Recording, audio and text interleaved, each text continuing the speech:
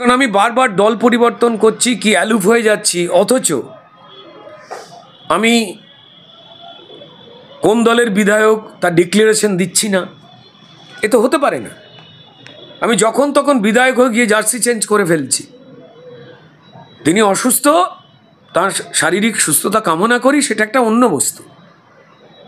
কিন্তু তিনি বা তার মতো যারা এটাই করবেন, আজকে হাইকোর্টের এই রায়টা সারা দেশের কাছে একটা উদাহরণ হয়ে গেল যে রাজনীতিতে কোনো একটা দলের টিকিটে জিতে এসে আমি যখন তখন নিয়ম বহির্ভূতভাবে আমি যা খুশি তাই করতে পারি না। কারণ ভোট আমাকে মানুষ দিয়েছেন পার্টিকুলার ওই সিম্বলটার জন্য যেটা নিয়ে আমি দাঁড়িয়েছিলাম। অভিষেক বন্দ্যোপাধ্যায়ের 150 কোটি টাকার সম্পত্তি বাজেয়াপ্ত। তার লিপস অ্যান্ড বাউন্স কোম্পানির তিনি সিইও ছিলেন। তার বাবা মা স্ত্রী কালীঘাটের কাকুরা বিভিন্ন পদে ডিরেক্টর ছিলেন। তারাও জবাবদিহি করতে পারছেন না। যে কোনো মুহূর্তে অভিষেক বন্দ্যোপাধ্যায় বা তার পরিবার গারদে চলে যেতে পারে, জেলে চলে যেতে পারে, কড়া থেকে কড়া শাস্তি হতে পারে। তারা কিছু টাকা পয়সা পেয়েছিল এবং কিছু নথিপত্র পেয়েছে এবং কিছু সম্পত্তির হদিশ পেয়েছে, যেগুলো এরা পরিবারের নামে করে হয়তো রেখে দিয়েছে। তো সেই জন্যই সম্ভবত তাঁদের তলব। এবার তাঁরা ঠিক করবেন যে তারা নিজেরা জেলে যাবেন না তাদের এই অপরাধ করবার ক্ষেত্রে তিনি সুজিত বসু হতে পারেন বা অন্য কোনো ব্যক্তি হতে পারে। তৃণমূল জিততো এত অন্যায়ের পরে, কেন তারা কোত্থেকে ভোট পেত এই নিয়ে প্রত্যেক মানুষ বিস্ময় প্রকাশ করেছিলেন। আজকে সেটা সামনে আসছে এবং তাদের বিদায় ঘণ্টা যে বাজছে তা স্পষ্ট।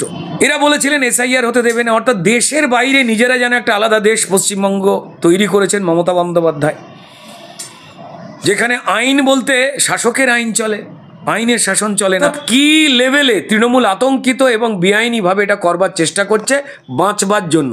তারা যে বাঁচতে পারবেন না, দল মত নির্বিশেষে পশ্চিমবঙ্গের সব মানুষ বুঝতে পারছেন। একেবারেই মুখ্যমন্ত্রী মমতা বন্দ্যোপাধ্যায় বলেছিল এসআইআর করা যাবে না, জীবন্ত থাকাকালীন এসআইআর করা যাবে না। সেই জায়গায় দাঁড়িয়ে আমরা দেখতে পাচ্ছি রাজ্যের মুখ্য সচিব মনোজ পন্থ একেবারেই 46 লক্ষ ভুয়ো ভোটারের তালিকা সেটা ইতিমধ্যে পেশ করে দিয়েছে। কি বলবো? দেখুন, এটা তো হওয়ারই ছিল। বিহারে প্রায় 40 লক্ষের কাছাকাছি মৃত এবং ডাবল কার্ড ভোটার এবং যাদের খুঁজে পাওয়া যায় এই ধরনের ভোটারের নাম এসেছে। এটা খুব স্বাভাবিক।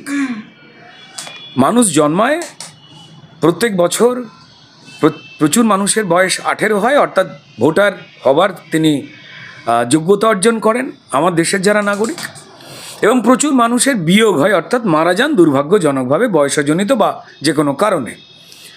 এবার সেই নামগুলো আমরা বারবার এসে বলেছি। একসময় মমতা বন্দ্যোপাধ্যায় বলতেন যে সিপিএম ভোটার তালিকা থেকে এই মৃতদের নাম সরাচ্ছে না এবং ওই ভুয়ো ভোটগুলো নিজেরাই দিয়ে দিচ্ছে। 2002-03 সালের পর থেকে যে এসআইআর হয়েছে সেখানে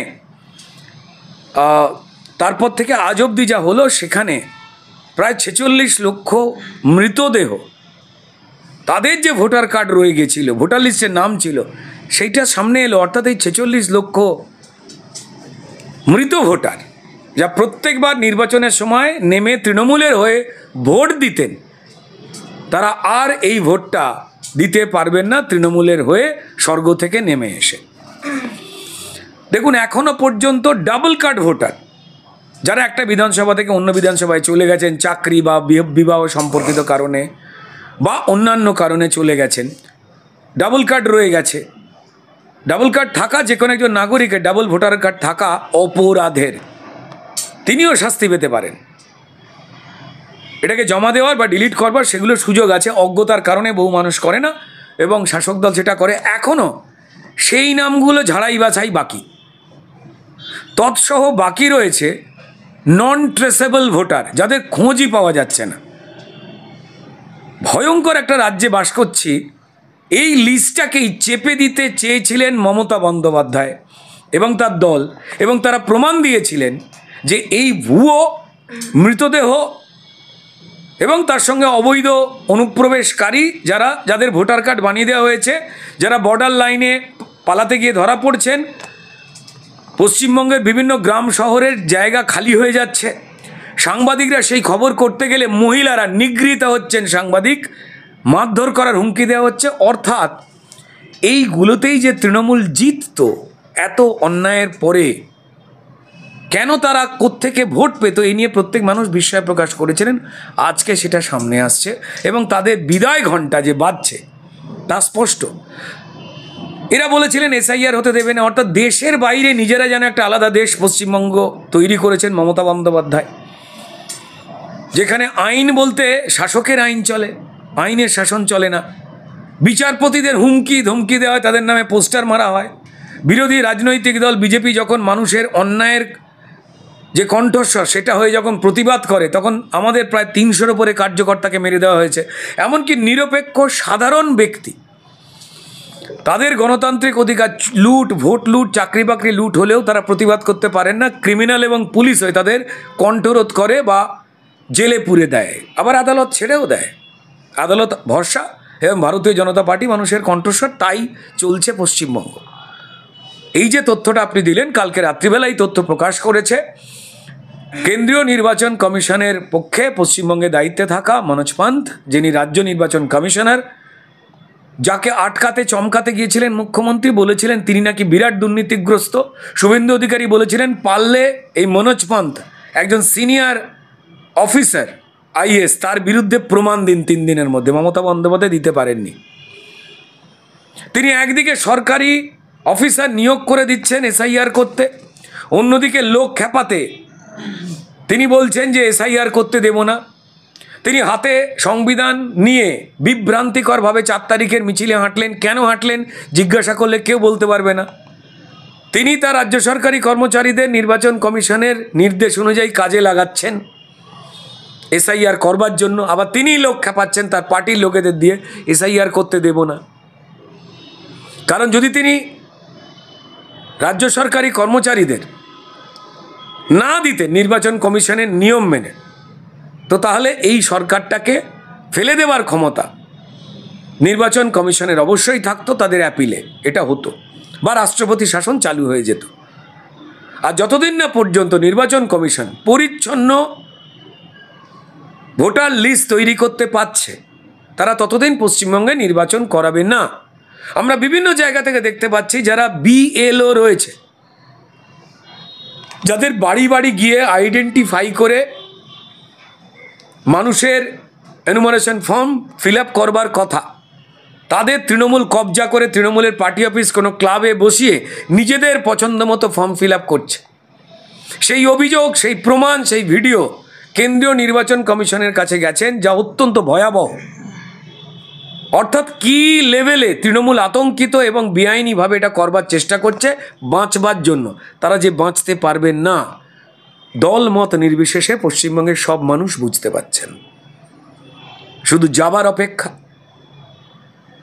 এ ভয়ঙ্কর। সেই জায়গায় দাঁড়িয়ে আজকে দেখা যাচ্ছে মুকুল রায়ের পদ, যে বিধায়ক পদ ছিল, সেটা খারিজ করে দিল হাইকোর্ট।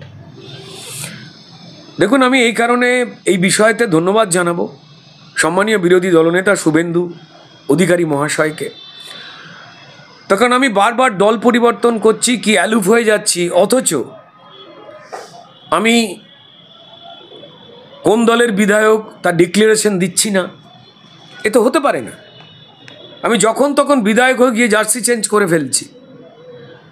তিনি অসুস্থ, তার শারীরিক সুস্থতা কামনা করি, সেটা একটা অন্য বস্তু। কিন্তু তিনি বা তার মতো যারা এটাই করবেন, আজকে হাইকোর্টের এই রায়টা সারা দেশের কাছে একটা উদাহরণ হয়ে গেল যে রাজনীতিতে কোনো একটা দলের টিকিটে জিতে এসে আমি যখন তখন নিয়ম বহির্ভূতভাবে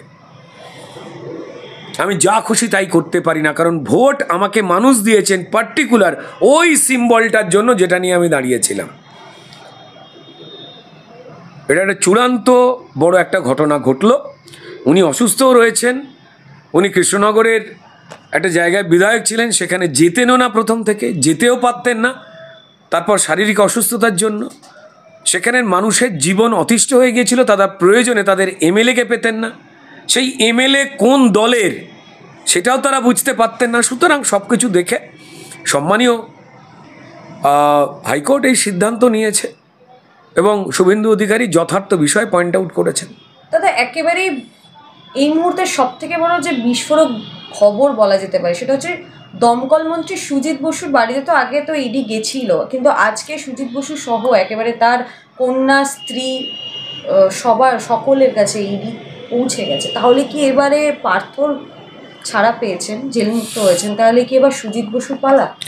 দেখুন, আমার দেশে একটা ভয়ঙ্কর আইন রয়েছে, এবার ন্যায্য আইন, PMLA, prevention of money laundering, বেআইনি আর্থিক লেনদেন এবং হিসেব বহির্ভূত সম্পত্তি যার উৎস কোত্থেকে টাকা এসছে আপনি বলতে পাচ্ছেন না, এই বিষয়টা ঘটলেই, মামলা হলেই, যে কোনো মুহূর্তে, যে কোনো দিন, যে কোনো ব্যক্তি তিনি অ্যারেস্ট হতে পারেন, সর্বোচ্চ আদালতও তাকে বাঁচাতে পারবে না সঠিক প্রমাণগুলো থাকলে। অভিষেক বন্দ্যোপাধ্যায়ের 150 কোটি টাকার সম্পত্তি বাজেয়াপ্ত, তার লিপস অ্যান্ড বাউন্স কোম্পানির তিনি CEO ছিলেন, তার বাবা মা স্ত্রী কালীঘাটের কাকুরা বিভিন্ন পদে ডিরেক্টর ছিলেন, তারাও জবাবদিহি করতে পারছেন না। যে কোনো মুহূর্তে অভিষেক বন্দ্যোপাধ্যায় বা তার পরিবার গারদে চলে যেতে পারে, জেলে চলে যেতে পারে, কড়া থেকে কড়া শাস্তি হতে পারে। ভারতবর্ষে কেউই এই আইনের বাইরে নয়, তিনি যে কোনো রাজনৈতিক দল, পেশা, মত, ধর্মের যারই হোক না কেন, দেশের আইন।